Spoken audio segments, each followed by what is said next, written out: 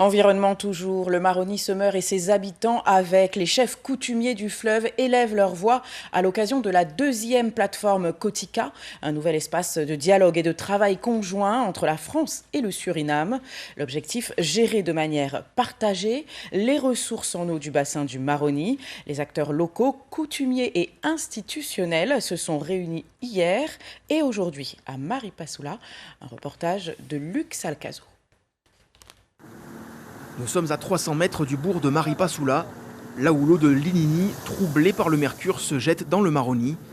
Cette embouchure est le symbole de la détresse des peuples amérindiens, à l'image d'Aikou Almain, chef du village de Freedom City.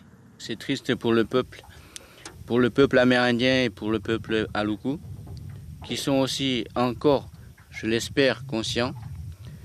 J'espère que notre génération à venir seront conscients aussi et qu'un jour, leurs petits-fils, petites-filles revoient la clarté de l'eau. Ces images d'Antekumpata vues du ciel montrent une nouvelle fois la contamination de l'eau au mercure. Autre exemple de la pollution de l'eau, des déchets entassés sur les berges surinamaises du Maroni. C'est ce qui pousse la France et le Suriname à agir en étroite collaboration.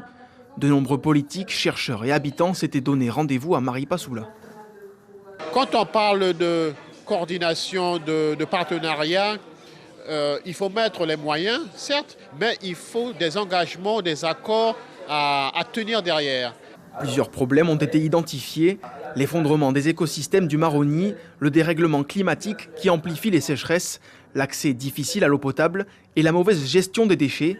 La balle est dans le camp des décideurs politiques. Nous devons tout faire pour essayer de sauver, on en est à ce terme-là, de sauver des populations entières qui sont menacées aujourd'hui. Ce que l'on voit aujourd'hui n'est pas bon.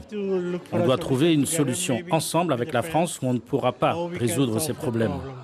La France et le Suriname porteront plusieurs messages à la COP30 de Belém. L'orpaillage, légal comme illégal, est une cible centrale dans les revendications. Les chefs coutumiers le nomment responsable d'un lent génocide sur ce fleuve où l'eau est plus qu'ailleurs nécessaire à la vie.